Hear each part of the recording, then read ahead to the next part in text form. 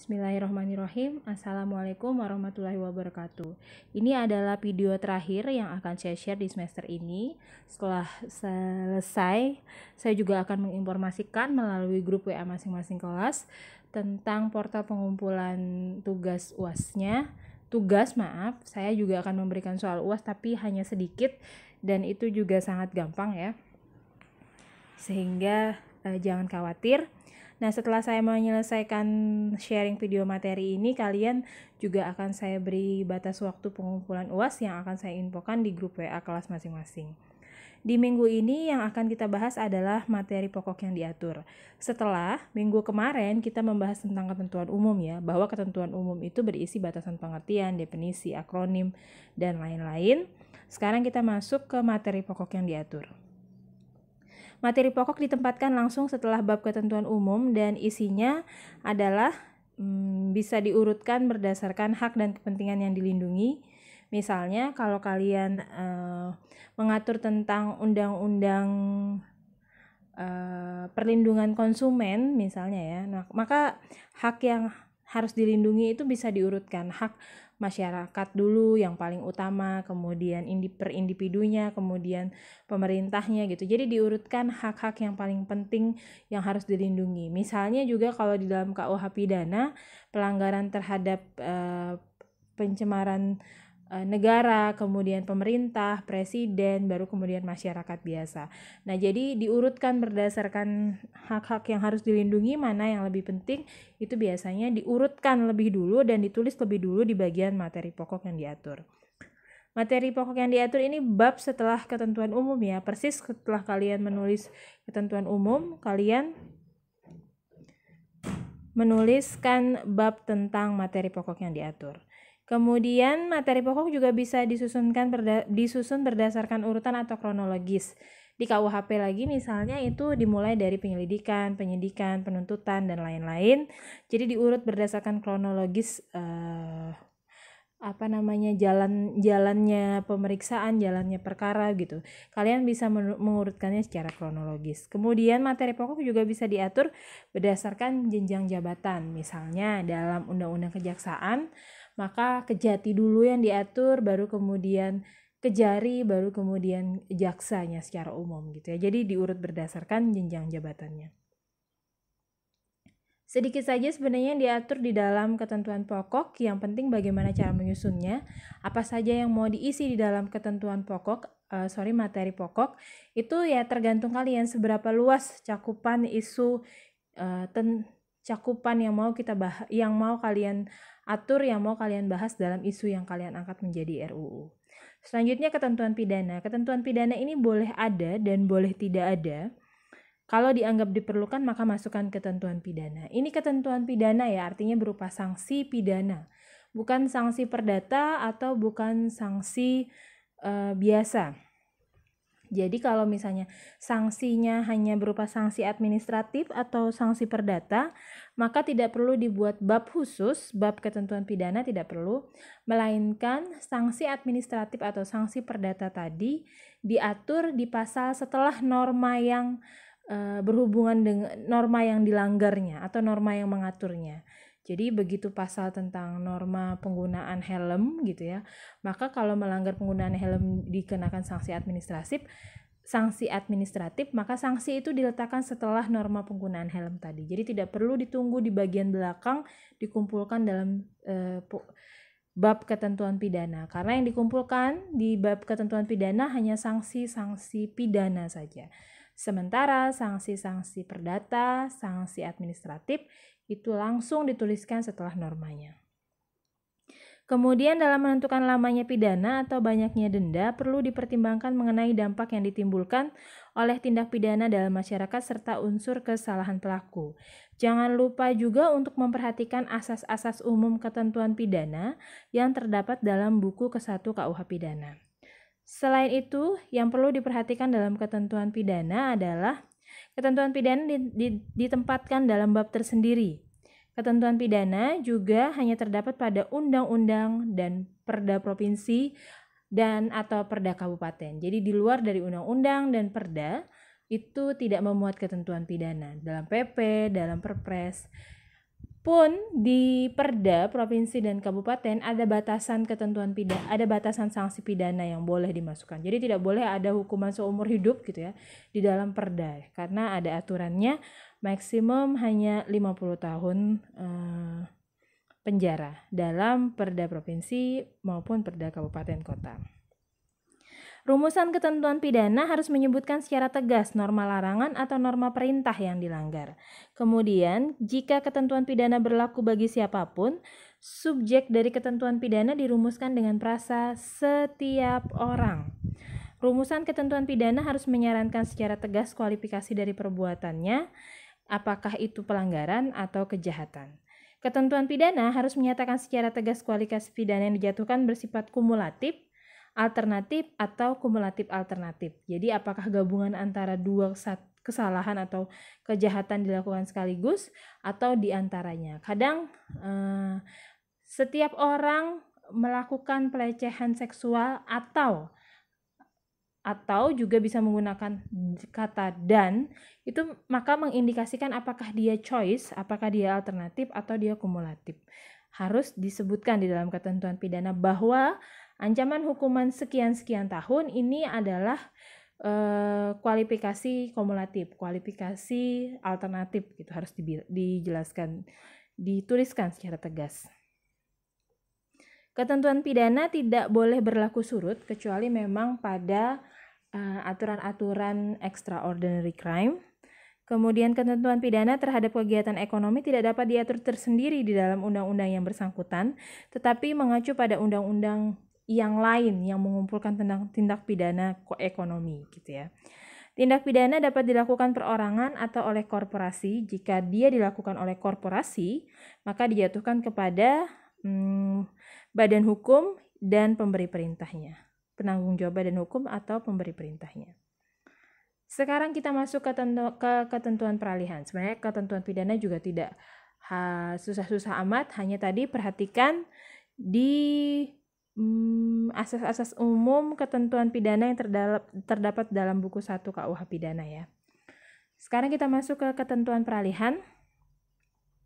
Ketentuan peralihan ini penting karena bertujuan untuk menghindari terjadinya kekosongan hukum, menjamin kepastian hukum, memberikan perlindungan hukum bagi pihak yang terkena dampak perubahan peraturan, dan mengatur hal-hal yang bersifat transisional atau bersifat sementara. Ketentuan peralihan dimuat dalam bab ketentuan peralihan dan ditempatkan di antara bab ketentuan pidana dan bab ketentuan penutup. Jadi setelah ketentuan pidana ya.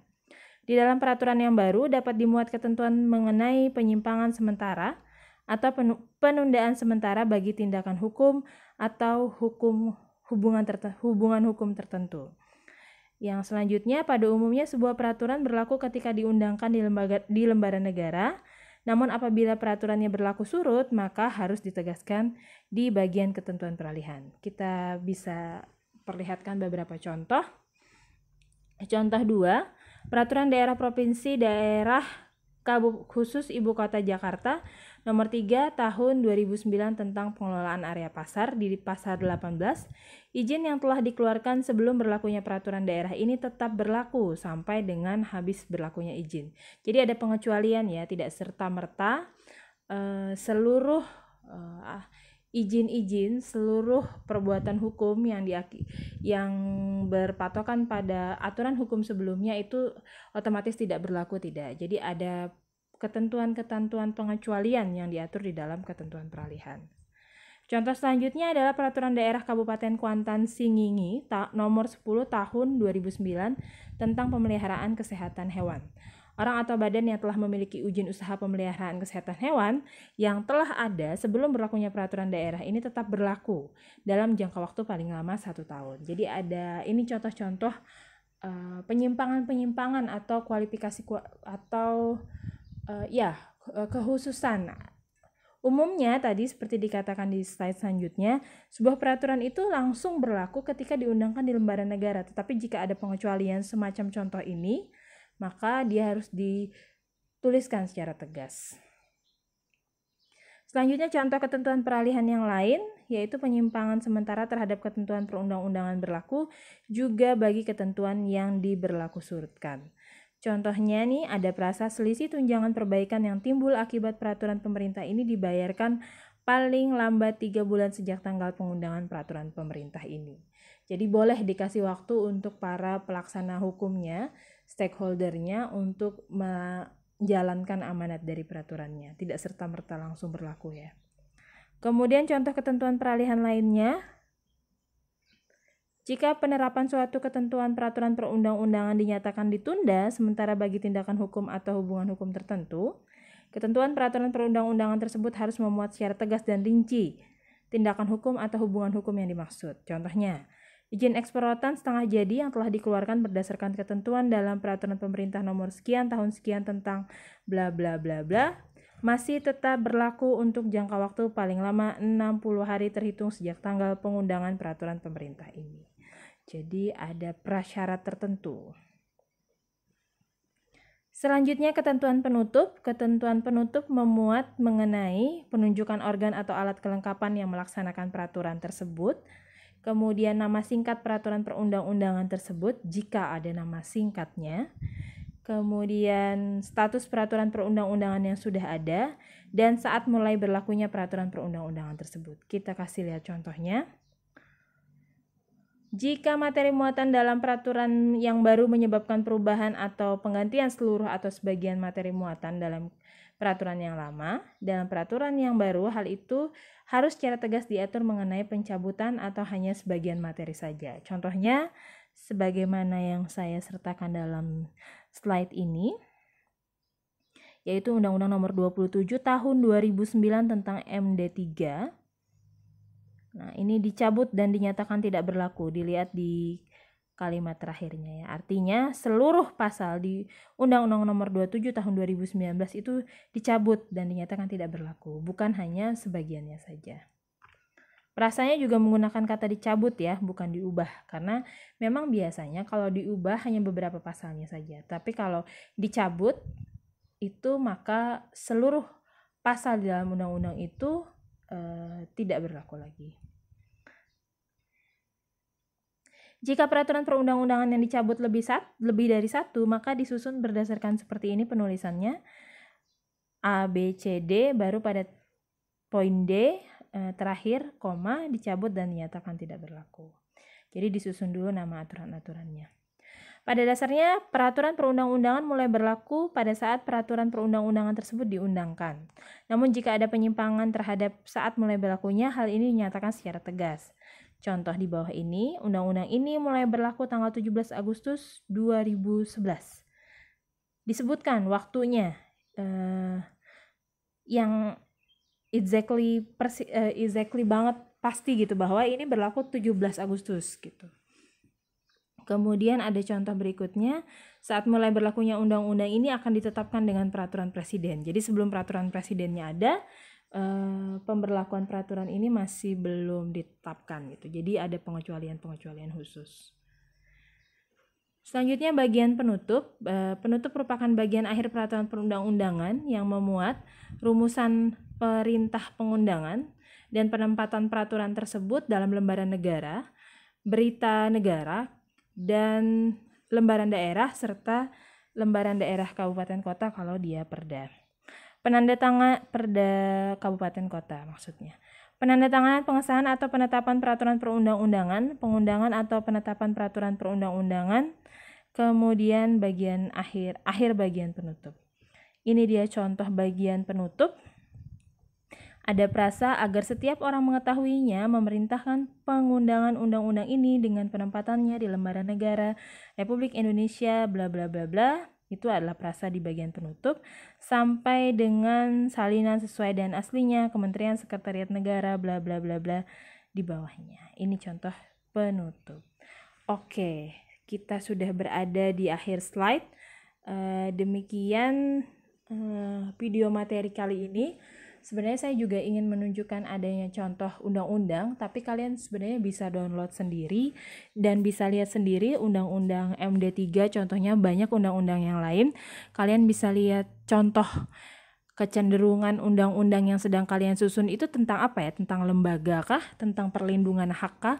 Tentang pidana kah? Maka kalian bisa cari contoh undang-undang yang mirip dengan hal tersebut dan kalian bisa lihat susunannya. Apa saja yang diatur, hak dan kewajiban siapa saja yang diatur di undang-undang itu, kalian mungkin bisa sedikit mencontoh atau mendapat ilham dari undang-undang yang serupa dengan yang kalian atur. Saya pikir demikian untuk pengumpulan tugas di tanggal 18 Juni 2021 paling lambat itu sudah terakhir sekali. Sebelum dari itu kalau mau dikumpulkan silahkan. Link tugasnya akan saya berikan di grup masing-masing kelas. Di luar dari tanggal 18 saya tidak bisa membantu karena penginputan nilai juga segera ditutup setelah tanggal 18 itu. Jadi, kalaupun ngumpul saya tidak sempat periksa lagi dan saya tidak bisa memberikan nilai. Jadi tidak ada kelonggaran, tidak ada menganggap saya jahat atau tidak ada menganggap saya tidak memberikan toleransi karena saya sudah mengemukakan alasan kenapa tanggal 18 Juni paling lambat pengumpulan tugas. Saya kira demikian ya. Nanti ada soal UAS juga yang akan saya berikan, tapi tenang saja, gampang soal UASnya. Kalian cukup mempelajari tentang ketentuan penulisan peraturan perundang-undangan. Nanti saya tanya, diktum yang mana, kemudian dasar hukum yang mana, kemudian bagian penutup itu seperti apa. Kalian harus mengerjakan hal-hal seperti itulah. Asalkan kalian menyimak video-video materi saya di akhir-akhir semester ini, maka itu sudah cukup. Demikian ya video materi kali ini. Saya akhiri. Wassalamualaikum warahmatullahi wabarakatuh.